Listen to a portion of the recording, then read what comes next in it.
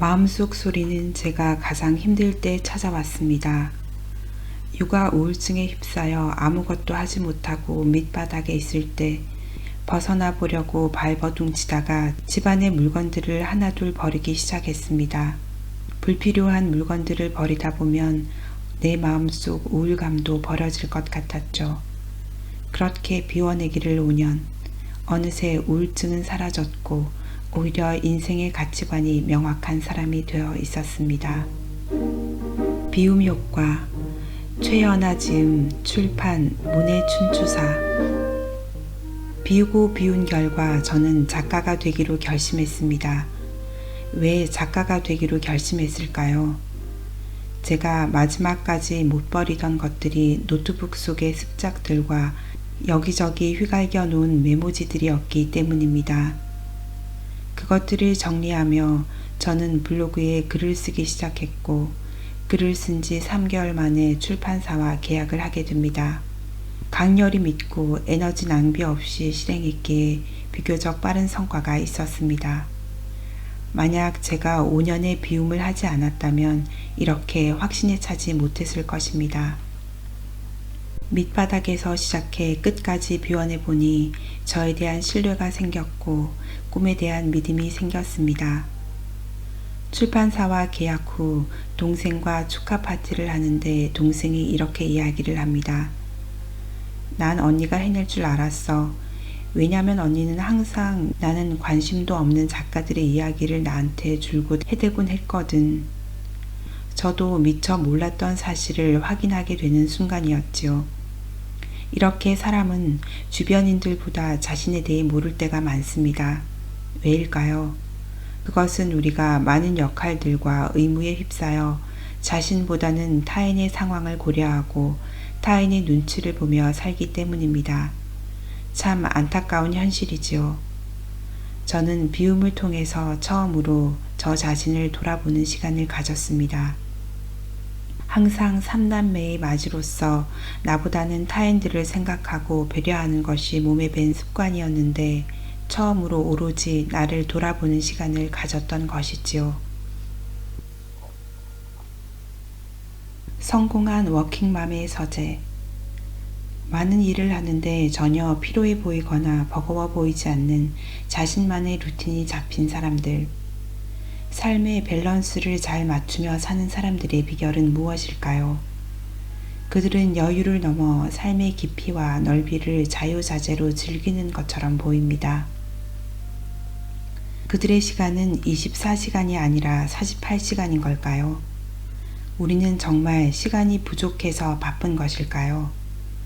우리에게 48시간이 주어진다면 훨씬 많은 일을 더 잘해낼 수 있을까요? 과연 그럴까요? 우리가 현재 정말로 효율적으로 시간을 쓰고 있다면 시간이 2배로 주어졌을 때 2배의 성과를 내는 것이 가능할 것입니다. 하지만 그렇지 않다면 시간이 더 주어진다 한들 2배가 아닌 3배의 시간이 주어진다 한들 결과는 같을 것입니다. 다음 이야기가 당신에게 도움이 될 것 같습니다. 집안일을 모두 내 손으로 해야 한다는 생각을 버리자.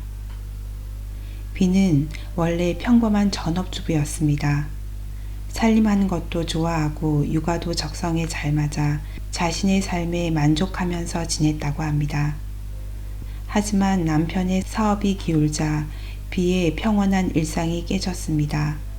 비는 그때 처음으로 자신이 나약한 존재임을 깨달았습니다. 뭐든지 해야 하는 상황이 닥치자 비는 자신이 할 수 있는 일이 무엇인지 돌아보았습니다. 그녀는 자신이 집안을 가꾸며 열심히 해왔던 셀프 인테리어에서 답을 찾았습니다. 창업 자금 1,500만 원으로 셀프 인테리어 관련 사업을 시작했고 지금은 30억 원 규모의 사업체를 운영하는 어엿한 대표가 되었습니다. 어느 날 우연히 그녀의 집 앞을 지나다 연락을 했는데 때마침 집에 있다며 들렀다 가라는 답변을 받았습니다. 갑작스러운 방문이었지만 그녀는 개의치 않고 기쁘게 맞아주었지요. 처음 방문한 그녀의 집은 역시나 그녀와 닮아 있었습니다. 정갈하면서도 아늑했고 군더더기 없이 심플했습니다. 여백이 있는 공간이었지만 인테리어 회사 대표답게 적재적소에 그녀의 취향이 가득 담긴 물건이 오브제처럼 놓여 있었습니다. 하지만 그녀의 진가는 여기에서 그치지 않았습니다. 그녀의 진짜 공간은 따로 있었습니다. 그곳은 그녀의 서재였습니다. 그녀의 서재는 그녀만의 짙은 향기가 느껴지는 곳이었습니다. 집안 전체에서는 가족 간의 따뜻함과 그녀의 편안함이 묻어났다면 그녀의 서재에는 한 기업의 대표로서의 그녀가 있었지요. 차분하고 묵직한 공기와 극강의 심플함. 그녀의 서재는 집안의 다른 곳보다 더욱더 군더더기가 없는 공간이었습니다. 길쭉한 원목 책상과 사무용 의자, 책장이 가구의 전부였습니다. 특히 의외였던 것은 서재라는 명목이 무색하리만큼 책이 많지 않았다는 것입니다. 어른 팔을 벌렸을 때의 길이 정도의 고급 원목 책장 하나만 서재에 있었고 책장도 빽빽하지 않았습니다. 하지만 책의 정리만은 확실히 되어 있었어요. 목공과 관련된 책, 사업에 관련된 책, 마케팅과 브랜딩에 관련된 책, 에세이나 외국 서적 등으로 나뉘어 있었지요. 의외로 책의 권수가 적다고 이야기하자 그녀가 대답했습니다. 참고만 할 서적과 소장할 서적은 확실히 구분해. 우리 업계는 트렌드가 빨리 변하기 때문에 과거의 책을 붙들고 있기보다는 앞으로 나올 정보를 파고들어야 해. 물론 연구 소장할 만한 오래된 책을 통해서 영감을 얻기도 하지만 그것 때문에 모든 책을 붙들고 있다간 새로운 아이디어에 오히려 방해가 되어버려. 정말 궁금했습니다. 어떻게 그렇게 많은 역할을 해내면서도 집안을 이렇게 말끔히 관리하고 있는지. 사실 처음 그녀도 사업을 하겠다고 발벗고 나섰을 때는 집안이 엉망진창이었다고 합니다. 항상 집안을 정갈하게 가꾸고 가족들에게 쾌적한 공간을 제공하는 것을 자부심으로 여겼던 비는 그것이 참 속상했습니다. 더 안타까운 것은 그러한 공간으로 인해 사업 실패로 기죽어 있는 남편과 아이들이 아내와 엄마의 부재를 느끼는 것이었습니다. 그렇지 않아도 어려운 상황 속에 버티고 있는 가족들인데 집안까지 난장판이니 더 갈피를 못 잡고 휘청거렸습니다. 아이들의 방황으로 학교 선생님과 상담하기도 여러 번 했었다는 이야기를 그녀는 조심스레 털어놓았습니다.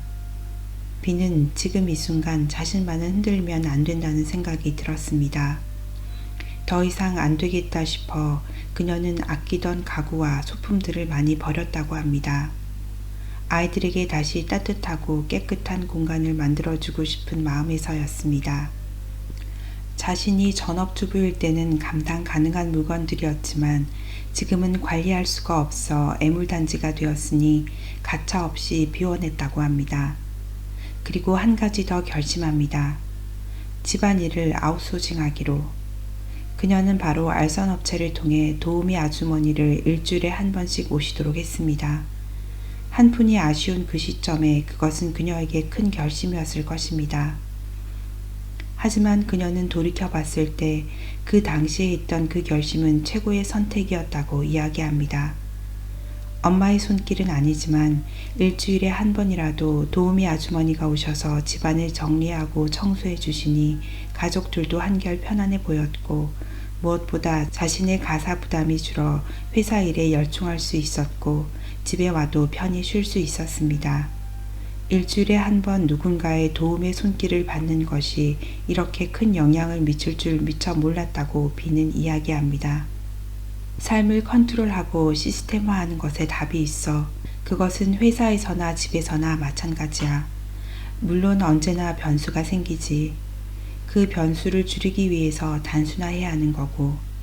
물건을 버리면서 내 인생이 달라졌고 집안일을 아웃소싱해서 회사와 가정, 대표와 엄마라는 직함 사이에서 삶의 균형을 맞출 수 있었어. 그녀는 물건을 줄임으로써 자신과 가족이 따뜻하게 보낼 수 있는 공간을 컨트롤하고 집안일을 아웃소싱함으로써 자신이 없어도 집안이 무리 없이 돌아가도록 시스템화한 것입니다. 그녀가 어려움을 딛고 성공한 비결은 내가 통제할 수 있는 그 무엇을 놓지 않은 것에 있었던 것 같습니다.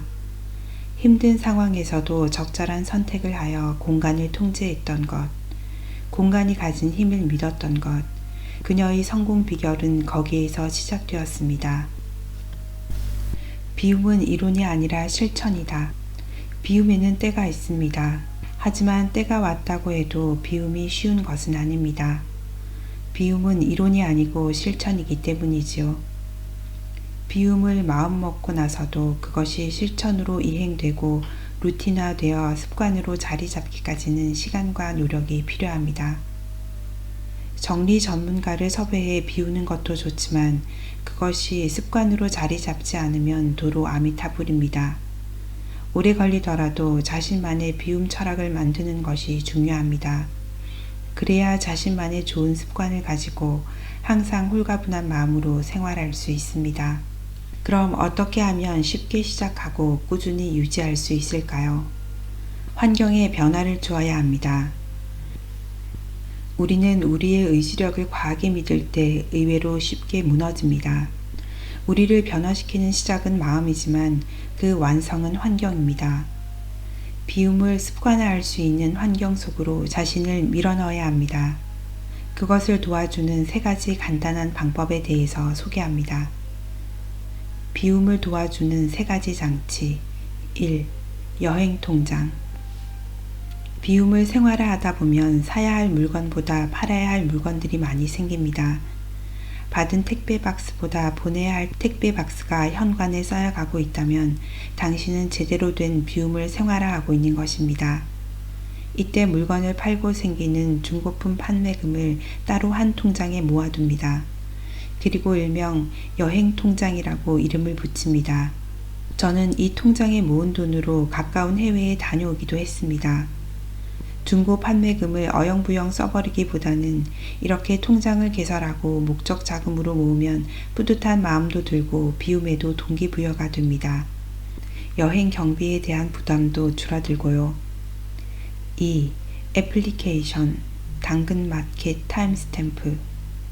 당근마켓은 대표적인 중고 판매 앱입니다. 비울 때 나오는 물건들을 판매하기 이용하지요. 그리고 타임스탬프는 사진 찍은 날짜와 요일, 시간 등이 사진에 함께 기록되는 기능을 가진 앱입니다. 제가 운영하는 당신의 인생을 정리해 드립니다 프로젝트에서는 미션 인증에 주로 이 앱을 사용합니다. 이렇게 타임스탬프가 찍힌 사진들이 모이면 내가 비운 물건과 정리한 공간들을 보기 쉽고 사진이 늘어갈수록 미션 수행에 대한 만족도도 높아집니다. 게다가 사진으로 비운 물건을 남겨놓으면 물건에 대한 아쉬움도 줄어듭니다. 3. 함께하는 프로젝트들. 인터넷이 발달한 시대에 사는 우리는 터치 몇 번이면 비움을 해나갈 수 있는 프로젝트들을 어렵지 않게 찾을 수 있습니다. 프로젝트를 통해 멘토의 코칭을 받을 수 있고 멘티들 간의 교류는 정보 공유와 동기부여에 굉장한 도움을 주기도 합니다. 저도 2019년부터 무료로 그와 관련된 프로젝트인 당신의 인생을 정리해드립니다 프로젝트를 운영 중입니다. 비움은 단순히 물건을 버리는 것이 아닙니다. 비움의 목적은 공간, 몸, 마음을 비우고 그 비운 자리에 자신만의 성공 습관을 채우는 것입니다. 다만 비움의 시작은 물건 비우기가 맞기에 이 프로젝트는 물건 비우기가 주를 이룹니다. 이 프로젝트를 통해 물건 비우기를 시작하는 미니멀리스트를 돕고자 합니다. 비움은 당신의 잠재의식과 긍정 기운을 이끌어냅니다. 비움을 통해 일상과 습관을 바로잡고 내 마음이 진정으로 원하는 성공을 찾아보세요.